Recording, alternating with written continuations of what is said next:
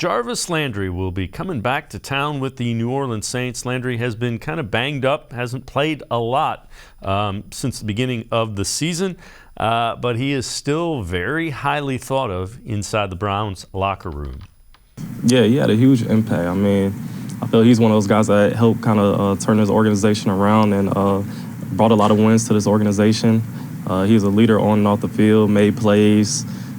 Wish he was still here, but he's a great player, great person, just a good guy. That's my guy. You know, Jarvis taught me a lot. I came here as a young rookie, and he was Jarvis Landry, and I mean, just on the field, off the field, everything. He's always there for me. A great person, great player, a great leader.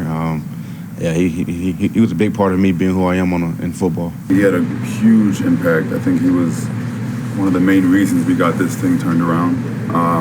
Along with obviously a few other players, but I got to give credit to him for the majority of it because he had the mentality, the mindset of winning, of pushing through adversity, and I feel like that rubbed on a bunch of players at the time when he was here with other players that were here that aren't here anymore. I think that rubbed off on everybody, and we were just focused on pushing our limits. So.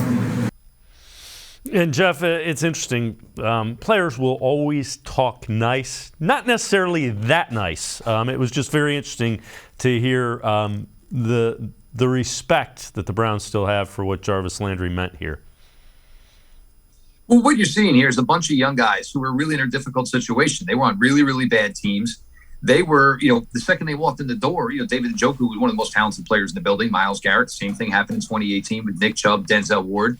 So it's a tough spot to be in because basically you walk in and you're basically top at your positional group. So it's a tough spot to be in as a rookie. But a guy like Jarvis Landry, who's always been brash, he took them all under their wing. Basically, was the guy who said just go out and do your business. He taught them how to be professionals. Look, I mean, a lot of guys, they're going to be sour grapes about it, but those same guys in the back of their minds, they understand the way this business works. If I'm a running back on the Cleveland Browns, but they just drafted Nick Chubb at the top of the second round, I understand my days are limited.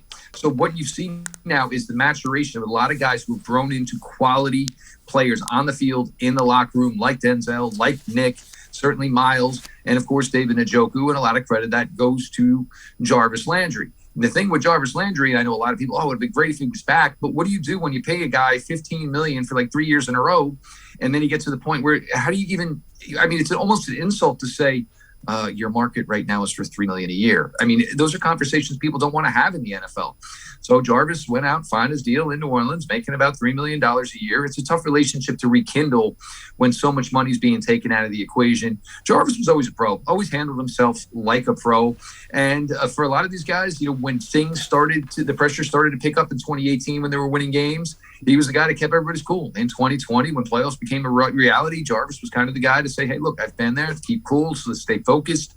He was a great, great part of Cleveland, and he'll always be part of taking the tarnish off of, what was considered such a bad franchise. And now we have a lot of fans who are entitled that the fact that the team might only go 8-9 or 9-8